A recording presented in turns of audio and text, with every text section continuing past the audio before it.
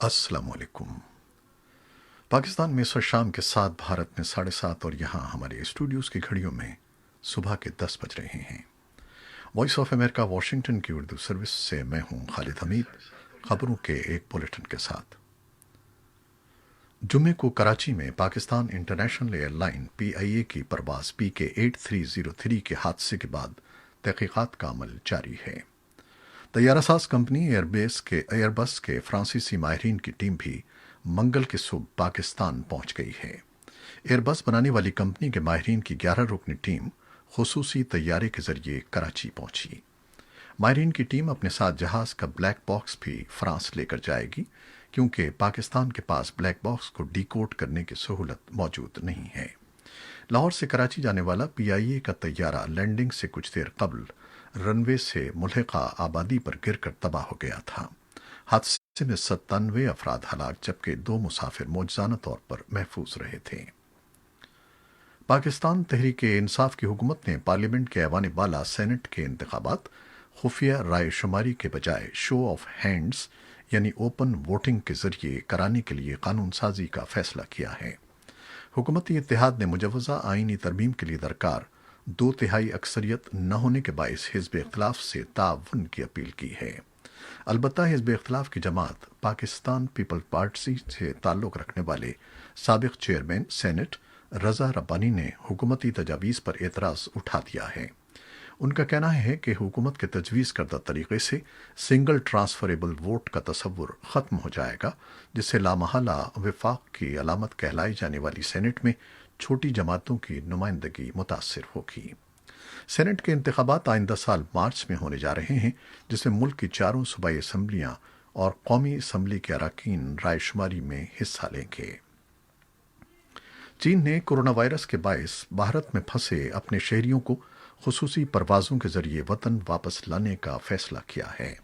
ये फैसला ऐसे वक्त में किया गया है जब भारत में कोरोना वायरस केसेस में तेज़ी से इजाफे के अलावा चीन के साथ सरहदी तनाज़ात पर कशीदगी में भी इजाफा देखा गया है। पीर को भारत में चीन के सिफारतखाने की वेबसाइट पर खुसूसी परवाज़ें चलाने का ऐलान किया गया। चीनी शहरियों से कहा गया है कि वो मज़कूरा फ़्लाइट्स में अपनी टिकट्स बुक करा सकते हैं। भारत के खबरसां इदारे टाइम्स ऑफ इंडिया के मुताबिक भारत की वजारत खारजा का कहना है कि वो चीनी शहरियों की वापसी के अमल में चीनी हुकाम से ताउन करेगी। भारतीय हुकाम का कहना है कि गुज़श्ता हफ्ते तक भारत से 60,000 के लगभग गैर मुल्की शहरियों का इनखला हो चुका है। अमरीका और चीन के दरमियान बढ़ते हुए इख्तलाफात से पाकिस्तान के लिए मुश्किलात में इजाफा हो रहा है, क्योंकि उसका दुनिया की इन 2 सबसे बड़ी मईशतों पर बहुत इन्हिसार है। पाकिस्तान एक तरफ चीन की मदद से राब्ता सड़कों के निज़ाम और इक़्तिसादी तरक्की के मंसूबों को आगे बढ़ा रहा है, तो दूसरी जानिब आलमी मालियाती इदारों से मदद के लिए उसे अमरीकी ताउन की ज़रूरत होती है। माहिरीन का कहना है कि पाकिस्तान के लिए ये एक मुश्किल सूरत हाल बनती जा रही है, जो ताल्लुकात में ऊंच नीच के बावजूद अपने क़याम से ही अमरीका का इत्तेहादी है और चीन से भी उसके गहरे इक़्तिसादी और बरादराना ताल्लुकात हैं। प्रोफेसर हसन अस्करी बैनुल-अक़वामी उमूर के मुमताज़ तज्ज़ियाकार हैं। वॉइस ऑफ अमेरिका से गुफ्तगू करते हुए उन्होंने कहा कि CPEC पाकिस्तान के लिए इंतहाई अहम है, जिसे वो तर्क नहीं कर सकता, जबकि अमरीका इस मंसूबे की मुखालिफत करता है और इस हवाले से पाकिस्तान पर दबाव है। पाकिस्तान में कोरोना वायरस के मरीजों की मजमूई तादाद 57,700 से जायद, जबकि भारत में 1,45,000 केसेस रिपोर्ट हो चुके हैं। भारत और पाकिस्तान लॉकडाउन की पाबंदियां नरम करने वाले मुल्कों में शामिल हैं। नरमी के बाद से दोनों मुल्कों में वायरस तेजी से फैल रहा है। गुज़श्ता 24 घंटों में भारत में तकरीबन 6,500 और पाकिस्तान में 1,356 पॉजिटिव टेस्ट सामने आए हैं। अफगानिस्तान की वजारत सेहत ने गुज़श्ता 24 घंटों में 15 सूबों में 658 नए केसेस की खबर दी है, जिसके साथ मुल्क भर में कोरोना मरीजों की तादाद 11,831 हो गई है। वजारत सेहत ने अब तक कोरोना वायरस से मरने वालों की तादाद 220 बताई है।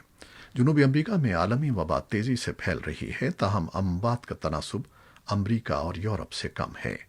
मशरक़ वस्ता के मुख्तलिफ ममालिक में कोरोना वायरस के सबब आयद की जाने वाली पाबंदियां नरम की जा रही हैं। کورونا سے سب سے زیادہ متاثر ہونے والے ملکوں میں امریکہ سر فہرست ہے، جبکہ برازیل دوسرے نمبر پر آ گیا ہے۔ پاکستان کے صوبہ خیبر پختونخوا میں کورونا سے گزشتہ 24 گھنٹوں کے دوران مزید 10 افراد جاں بحق ہو گئے ہیں۔ صوبے میں کورونا سے ہونے والی مجموعی ہلاکتیں اب 408 ہو گئی ہیں، جو ملک بھر میں سب سے زیادہ ہیں۔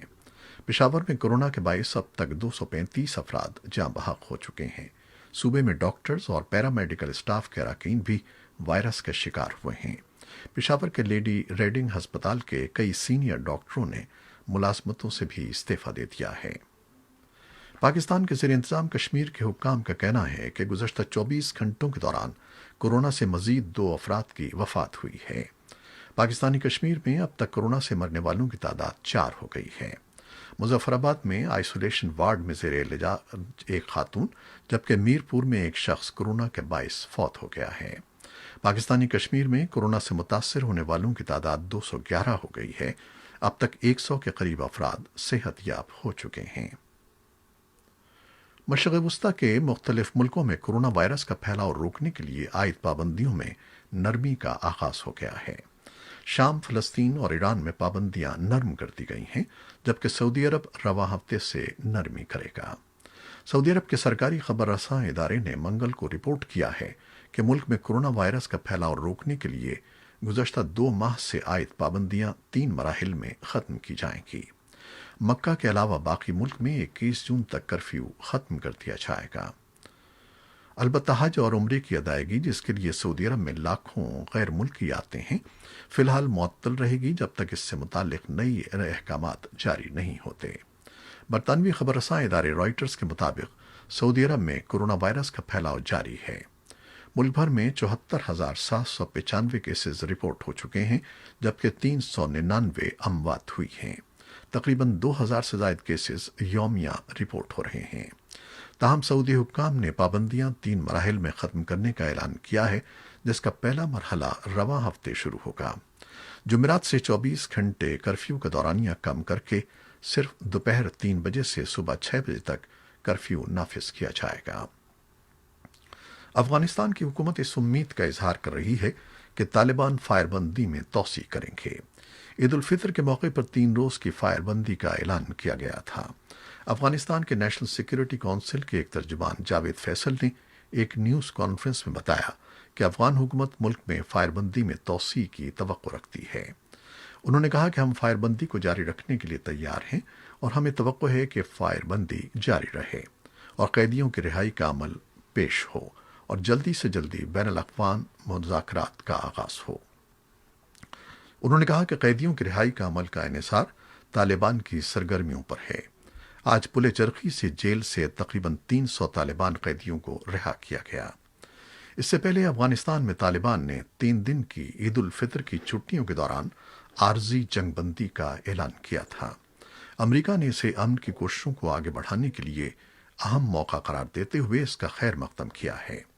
نامہ نگار ایاز گل نے اپنی رپورٹ میں بتایا ہے کہ افغان صدر اشرف غنی نے عید کی تقریبات کے دوران عارضی جنگ بندی کا اپنی فوجوں کو حکم دے کر طالبان کے اقدام کا فوری جواب دیا ہے۔ تاہم اسلامک گروپ نے اپنے عسکریت پسندوں کو حکم دیا ہے کہ اگر ان پر حملہ کیا جائے تو وہ اس کا مناسب جواب دیں۔ طالبان اور افغان حکومت کے ان اقدامات کے بارے میں افغانستان کے لیے امریکہ کے خصوصی ایلچی زالمے خلیل زاد نے کہا ہے کہ امن کے لیے یہ ایک بڑا موقع ہے اور اسے ضائع نہیں کیا جانا چاہیے۔ امریکہ اس بارے میں مدد کے لیے اپنے حصے کا کام کرے گا۔ اقوام متحدہ کے سیکرٹری جنرل کے ترجمان اسٹیفان ڈوجارک نے ایک بیان میں کہا ہے کہ سیکرٹری جنرل تمام فریقوں پر زور دیتے ہیں کہ امن کے مقصد کے لیے اس موقع کو ضائع نہ ہونے دیں۔ عالمی ادارے صحت WHO نے کورونا وائرس کے علاج کے لیے صدر ڈونلڈ ٹرمپ کی تجویز کردہ دفعہ ہائیڈروکسی کلوروکوین کے ٹرائلز فوری طور پر روکنے کا فیصلہ کیا ہے۔ WHO نے پیر کو کہا ہے کہ دوا کے استعمال سے شرح اموات میں اضافے کے شواہد ملے ہیں، اس لیے وہ اس کے ٹرائلز فوری طور پر روک رہے ہیں۔ WHO کے سربراہ ٹیڈروس ایڈھنم نے کہا ہے کہ عالمی ادارے صحت نے کورونا کے مریضوں کے لیے دوا کے استعمال پر اس وقت تک عارضی پابندی لگائی ہے جب تک اس کے اثرات سے متعلق ڈیٹا کی چھان بین مکمل نہ ہو جائے۔ WHO کے اعلان کے بعد وزیر اعظم پاکستان کے معاون خصوصی برائے صحت ڈاکٹر ظفر مرزا نے بھی دوا کے کلینکل ٹرائلز روکنے کا اعلان کیا ہے۔ اپنی ٹویٹ میں ڈاکٹر ظفر مرزا نے کہا ہے کہ دوا استعمال کرنے والے 10 ملکوں کے جائزہ اجلاس میں ہائیڈروکسی کلوروکوین کا استعمال ترک کرنے کا فیصلہ ہوا ہے۔ یہ تھیں وہ خبریں جو فیس بک لائیو پر ہم نے آپ کے لیے پیش کی۔ ہماری ویب سائٹ اور یوٹیوب پر یہ بلیٹن پوسٹ کر دیا جاتا ہے جہاں آپ اسے بعد میں دیکھ سکتے ہیں۔ خالد حمید کو اجازت دیجیے گا۔ اللہ حافظ۔